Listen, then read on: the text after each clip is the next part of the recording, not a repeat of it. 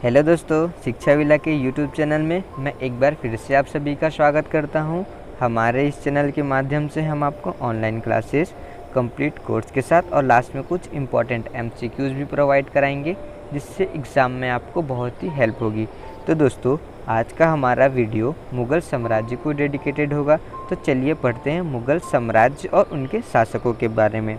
तो ये जो वीडियो है वो 2 पार्ट में बनेगा। ये पार्ट 1 है, जिसमें हम मुग़ल शासक बाबर, हुमायूं और अकबर के बारे में पढ़ेंगे। तो चलिए स्टार्ट करते हैं बाबर से। बाबर जो भारत पे 1526 से 1530 ईस्वी तक सत्ता में रहा। ठीक है, तो बाबर ने भारत में मुग़ल सत्ता की स्थापना 1526 ईस्वी में पानीपत के प्रथम युद्ध में इब्राहिम लोदी को युद्ध में पराजित करके की। उससे पहले दिल्ली पे किसकी सत्ता थी? दिल्ली सल्तनत की।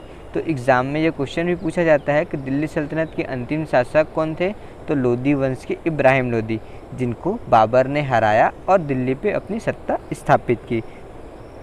जब बाबर छोटे से थे तो उनके पिता की मृत्यु हो जाती है, जिनके बाद उन्हें फरगना नामक छोटे से राज्य का शासक बनाया जाता है। बाबर बचपन से ही बहुत ही महत्वाकांक्षी थे, जिनके कारण वे बहुत से युद्ध लड़े और अपने राज्य का विस्तार करने में सफल रहे। ठीक है, बाबर को भारत पर आक्रमण करने का निमंत्रण पंजाब के शासक दौलत खां लोदी एवं मेवाड़ के शासक राणा सांगा ने दिया था। अब पानीपत के प्रथम युद्ध में बाबर ने पहली बार तुगलमा युद्ध नीति एवं तोपखाने का प्रयोग किया। तो एग्ज़ाम में ये क्वेश्चन पूछा जाता है कि किस युद्ध में तोपखाने का प्रयोग हुआ था और किस शासक ने किया था। तो तोपखाने का प्रयोग पानीपत के प्रथम युद्ध में हुआ था और बाबर ने किया था। ठीक है, अब क्या होती है दोस्तों ये तुगलमा युद्ध नीति? तो तुगलमा युद्ध नीति में जो भी शासक या राजा रहते हैं वो अपने सैनिकों को 2 पार्ट में डिवाइड करते हैं, जिससे एक जो भाग रहता है उसका सामने से लड़ता है और उसका दूसरा टुकड़ी या भाग पीछे से छुप के वार करता है। और इसी नीति के कारण बाबर पानीपत के प्रथम युद्ध में इब्राहिम लोदी को हरा देता है और फिर मुग़ल साम्राज्य की स्थापना करता है। ठीक है, चलिए अब आगे बढ़ते हैं और जानते हैं बाबर द्वारा लड़े गए प्रमुख युद्धों के बारे में।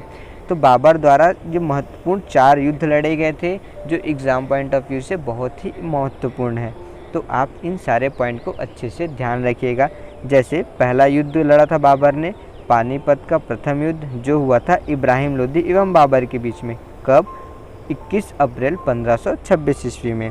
दूसरा युद्ध लड़ा था खानवा का युद्ध, जो हुआ था राणा सांगा एवं बाबर के बीच में 17 मार्च 1527 ईस्वी को। इस युद्ध में भी बाबर विजयी हुआ। अब तीसरा युद्ध बाबर ने लड़ा था चंदेरी का युद्ध, मेदिनी राय एवं बाबर के बीच हुआ था यह युद्ध 1528 ईस्वी में। ठीक है, चौथा बाबर द्वारा लड़ा गया चौथा और अंतिम युद्ध था घाघरा का युद्ध, 6 मई 1529 में हुआ था अफगानों एवं बाबर के बीच में। इसके बाद बाबर की 1 साल के बाद मृत्यु हो जाती है। तो 26 दिसंबर 1530 ईस्वी को आगरा में बाबर की मृत्यु हो गई। प्रारंभ में बाबर को आगरा के आराम बाग में दफनाया गया था और बाद में उसे उसके द्वारा चुने गए स्थान काबुल में उसे दफनाया गया। ठीक है, बाबर ने अपनी आत्मकथा बाबरनामा की रचना की, जिसका अनुवाद बाद में फ़ारसी भाषा में अब्दुल रहीम खानखाना ने किया। तो एग्ज़ाम में ये क्वेश्चन पूछा जाता है कि बाबरनामा के रचयिता कौन थे? तो बाबर। ठीक है, अब बाबर के बाद मुग़ल बादशाह हुए हुमायूं। तो चलिए पढ़ते हैं हुमायूं के बारे में। तो हुमायूं 1530 से 40 और 1555 से 56, यहाँ पे हुमायूं का जो शासनकाल है 2 भागों में डिवाइड है। तो चलिए आगे पढ़ते हैं और जानते हैं क्यों ये 2 भागों में डिवाइड था। तो हुमायूं 1530 से 1540 ईस्वी तक। हुमायूं 29 दिसंबर 1530 ईस्वी को आगरा में 23 वर्ष की अवस्था में सिंहासन पर बैठा। अब हुमायूं द्वारा लड़े गए युद्ध। तो हुमायूं ने 1530 से 40 ईस्वी तक में 2 युद्ध लड़े। पहला था चौसा का युद्ध और दूसरा क्या हुआ? बिलग्राम का युद्ध। इन दोनों युद्धों में हुमायूं की पराजय होती है।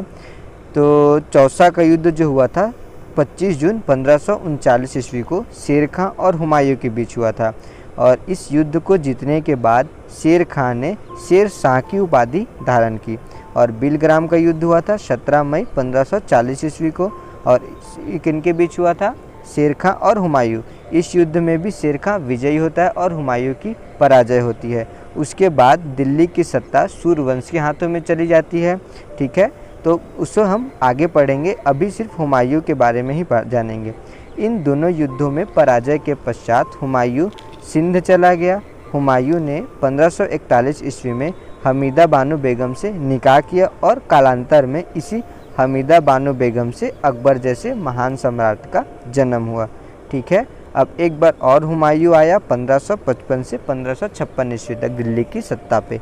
तो 1555 ईस्वी में हुमायूं ने सरहिंद का युद्ध लड़ा सूर्यवंश के शासक शेर शाह सूरी के पोते से, और इस युद्ध में हुमायूं विजयी हुआ। उसके बाद दिल्ली की सत्ता अपने हाथ में ले ली। 1 जनवरी 1556 को पुस्तकालय की सीढ़ियों से गिरने के कारण हुमायूं की मृत्यु हो गई। अब अगला इम्पॉर्टेंट पॉइंट क्या है हुमायूं के बारे में। हुमायूं नामा की रचना की थी उनकी सिस्टर गुलबदन बेगम। तो इससे पहले अभी मैंने बताया था बाबर नामा के रचयिता कौन थे, बाबर, और हुमायूं नामा के रचयिता कौन हुए, गुलबदन बेगम। ठीक है, अब आइए और जानते हैं जो 1540 से 1555 था, सूर्यवंश का संस्थापक था, उनके बारे में। तो सूर्य साम्राज्य का संस्थापक शेर शाह सूरी था, जो इब्राहिम लोदी को बिलग्राम के युद्ध में हराता है और सत्ता अपने हाथ में ले लेता है। तो शेर शाह सूरी के बचपन का नाम था फरीद, और इनका नाम शेर खां कैसे पड़ा, तो जो फरीद थे वो बचपन से ही बहुत ही बहादुर थे और इन्होंने तलवार के एक वार से ही शेर को मार डाला था, जिनके बाद बिहार के शासक ने खुश होकर इनका नाम शेर खान रखा था। और बिलग्राम और चौसा की लड़ाई जीतने के बाद शेर खान शेर शाह की उपाधि से जाने लगे। अब शेर शाह बिलग्राम के युद्ध 1540 ईस्वी में दिल्ली की गद्दी पे बैठता है। शेर शाह का मकबरा कहाँ स्थित है, बिहार के सासाराम में। तो ये क्वेश्चन भी पूछा जाता है कि शेर शाह का मकबरा कहाँ स्थित है, तो बिहार के सासाराम में। और शेर शाह ने 1541 ईस्वी में पाटलिपुत्र को पटना के नाम से पुनः स्थापित किया। तो पहले पाटलिपुत्र की स्थापना किसने की थी, उदयन ने, और पाटलिपुत्र को पटना के नाम से किसने स्थापित किया, शेर खान ने। ठीक है, अब शेर शाह ने ग्रैंड ट्रंक रोड का निर्माण कराया, जो कलकत्ता को पेशावर से जोड़ता था। तो चलिए मैप में देखते हैं, ये रहा कोलकाता और ये रहा पेशावर, जो आज के पाकिस्तान में है। ठीक है, अब डाक प्रथा का प्रचलन शेर शाह के द्वारा ही किया गया था। तो एग्ज़ाम में ये क्वेश्चन भी पूछा जाता है कि डाक प्रथा का प्रचलन किस शासक के द्वारा किया था, तो शेर शाह के द्वारा किया गया था। और डाक टिकट का भारत में पहली बार प्रचलन कौन किया था, लॉर्ड डलहौजी के शासनकाल में हुआ था। ठीक है, उनके बारे में हम आगे पढ़ेंगे। अब सूर्यवंश के एक महत्वपूर्ण रचयिता मलिक मोहम्मद जायसी हुए, जिन्होंने पद्मावत की रचना की। तो एग्ज़ाम में ये भी क्वेश्चन पूछा जाता है कि पद्मावत के रचयिता कौन थे, तो मलिक मोहम्मद जायसी।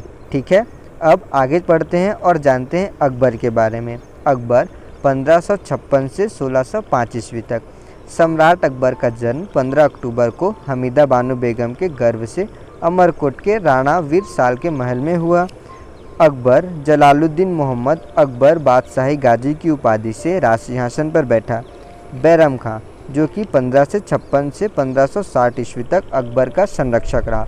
तो एग्ज़ाम में ये भी क्वेश्चन पूछा जाता है कि अकबर का संरक्षक कौन था, तो बैरम खान। ठीक है, अकबर के शासन प्रणाली की प्रमुख विशेषता क्या थी, मनसबदारी प्रथा।